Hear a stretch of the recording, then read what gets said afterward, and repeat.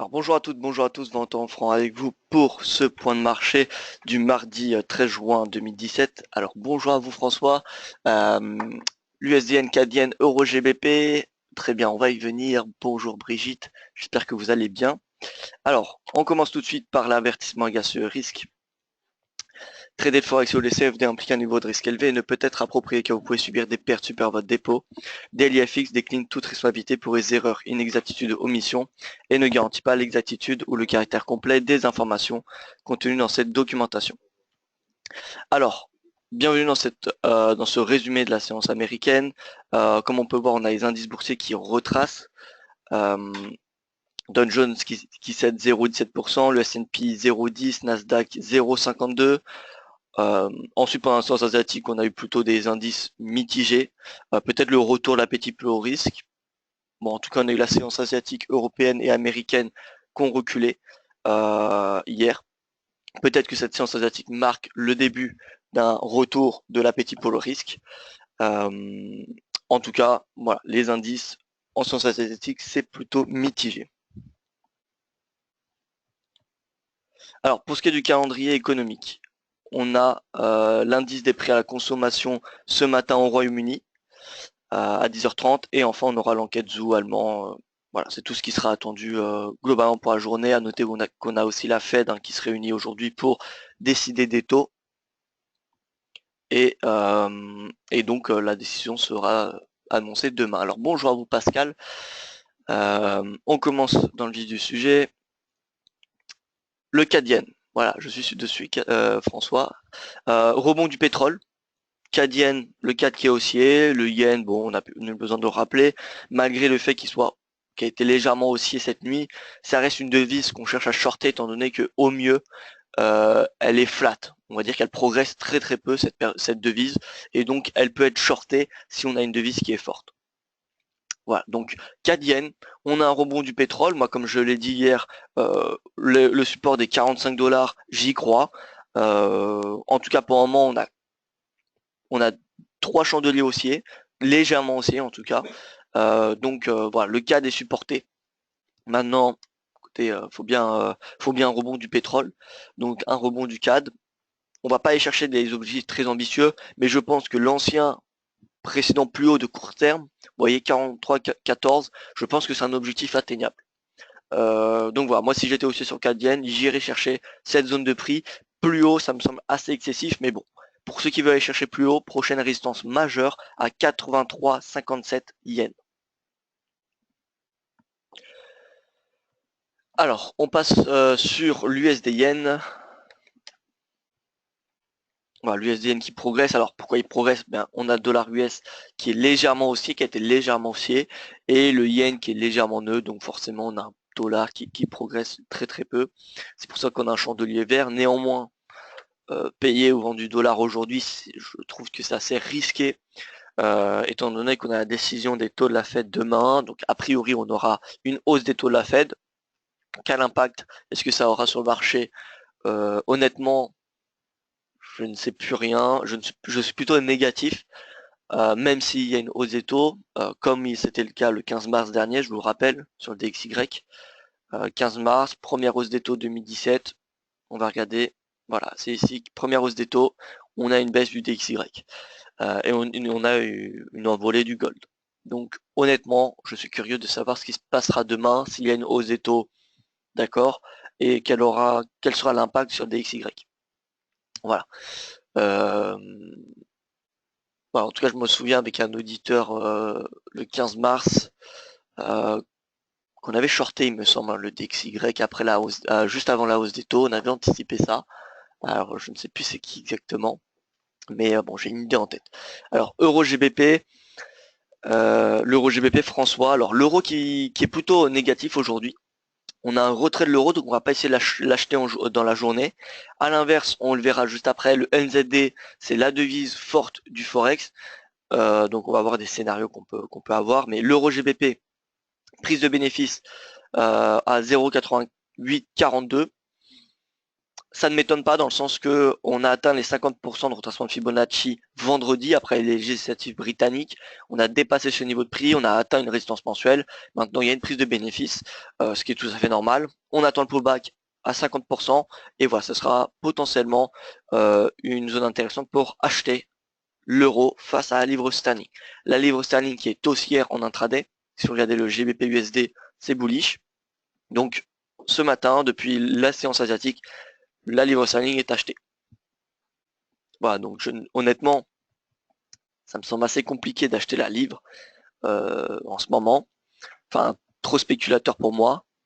Trop spéculatif, pardon, selon moi. Donc, personnellement, je reste à l'écart. L'analyse technique, le RSI est sous 50. Haussier, je pense qu'il peut l'être jusqu'au 1,2738, 1,2739. Après, s'il y a une cassure de ce niveau-là, ce sera la moyenne mobile à 50 jours, et ensuite on ira chercher des niveaux à 1,30. En tout cas, 1,30, ce qu'on peut observer, c'est que c'est une zone de résistance importante que le cours n'arrive pas à franchir. Donc on pourra s'en servir la prochaine fois qu'il revient sous ce prix-là. Alors NZD, je vous en parlais, NZD USD c'est boule. Voilà, il continue l'ascension, la NZD USD. Alors on avait eu un objectif la semaine dernière dessus, qui a été gagnant. On n'a pas, alors,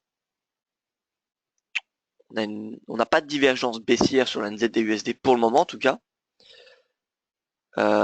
Si, on a une divergence sur du H4. Pas encore validé, donc ne vous précipitez pas à vendre le NZD, le dollar néo-zélandais. Voilà, concrètement, pullback à 0,7190. Mais la paire, je pense, intéressante en NZD, ça va être le NZD Yen ou l'euro NZD en intraday. Mais voilà, honnêtement, vendre l'euro en intraday, pourquoi pas, mais au-delà, ça me semble assez risqué, étant donné que l'euro, c'est une des devises qui est la plus forte depuis le début de l'année. L'euro et l'AUD sont des devises extrêmement fortes qui sont suivies par le NZD. Voilà. Donc NZD Yen, on va le chercher à le payer pour aller chercher les 79,69. Voilà, à court terme. Je parle que sur du court terme. Après, à moyen long terme, le NZD, on va dire, c'est la troisième devise la plus forte du Forex depuis le début de l'année. On retrouve l'euro, l'AUD, le NZD, le GBP, le dollar, le CAD et le yen qui est plutôt neutre. Voilà. Donc on fera un tableau récapitulatif dessus. Ça, je pense que ça peut être intéressant. Bref, NZD yen, on voit qu'il y a une forte zone de résistance à 79,69, 80 yens. Voilà, cette zone-là, ça va être une zone de prise de bénéfice. Donc si vous êtes à l'achat, NZD, c'est, je pense, une très bonne devise à payer face au yen, face au dollar. Le CAD, on l'oublie, étant donné qu'on a le rebond du pétrole, le pétrole qui est sur un bon niveau de support. Donc comme je l'ai dit hier, il y a des prises de ça rachète du pétrole parce qu'on est sur un niveau de prix plutôt faible. Donc le CAD, il y a des perspectives de court terme haussières. Donc voilà, NZD yen, NZD USD, ça va être des paires intéressantes sur du court terme. Court et moyen terme. Objectif 80, 79, 69. Voilà, pour aller pour faire plus court. L'AUD USD. L'AUD USD, bah écoutez, il continue son ascension. 0,76, 0,7584, c'est la zone de résistance majeure. Je n'anticipe pas une poursuite de la tendance haussière au-delà de ce niveau de prix. Donc voilà, concrètement, s'il devait avoir un achat, ça serait au maximum à 0,76. Alors on passe sur les indices boursiers. Le CAC qui ouvre à la hausse. On est en même temps sur un niveau de support critique.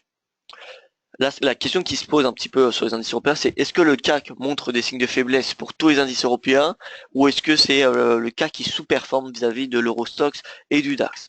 Voilà, c'est un petit peu la question qui se pose. Je n'ai pas la réponse malheureusement, mais en tout cas, je suis curieux de voir les prochaines séances. J'aimerais croire que il sous-performe et que il faut suivre la tendance du DAX et de l'Eurostoxx, mais honnêtement, je ne préfère pas mettre de sentiments dans ces analyses. Donc le CAC, moi ce que je constate, c'est qu'il est en dessous de son support mensuel. Le dernier niveau de support qui est ici avant revenir sur 5130, c'est-à-dire le niveau de prix du CAC avant l'élection d'Emmanuel Macron, la qualification pardon d'Emmanuel Macron au second tour. Donc voilà, le CAC ouvre à la hausse, gap haussier, ça peut être un signe avec la séance asiatique qui était plutôt mitigée, ça peut être un signe de retour d'appétit pour le risque. Le DAX, ouverture à la hausse également. Bon, moi je suis prudent sur les objectifs haussiers, mais voilà, si je devais avoir un objectif haussier sur le DAX, prise de bénéfice maximum à 12 824 points. Honnêtement, il n'y a pas les conditions nécessaires en zone euro pour que le DAX casse des plus hauts historiques. En tout cas, pas maintenant, pas dans la semaine. L'Eurostoxx 50 rebondit comme le CAC sur un niveau critique. Alors, voilà, sur ce niveau de prix, 3128, 3530 points. Retour au maximum, je dirais dans les prochaines séances à 3188. On peut voir que le cours, si on devait désigner, il y a le prix moyen tout simplement. Le prix moyen des 20 dernières séances et des 50 dernières séances, vous voyez, on est dessus. Prix moyen des 50 dernières séances, 3556. Prix moyen des 20 dernières séances, 3576. Donc, entre 3540 et 3500, 3600, cette zone, ce range de 60 pips, c'est une zone de range trading. Donc, vous savez la stratégie.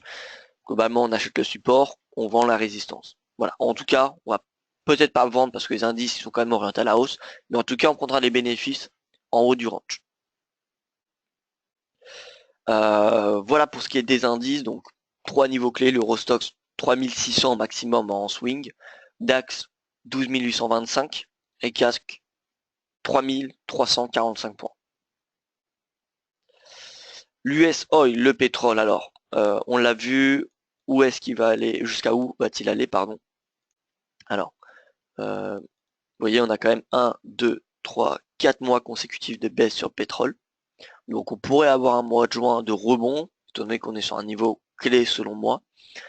Néanmoins, on peut voir que le cours a rebondi jusqu'au 46,66 hier, prise de bénéfice. Voilà pourquoi c'est un support mensuel. Donc forcément, qui dit support mensuel, dit zone de prise de bénéfice importante. Et donc le cours qui cède, qui a testé ce niveau de résistance, mais qui a cédé. Voilà. Donc attention aux stocks de pétrole qui seront publiés demain.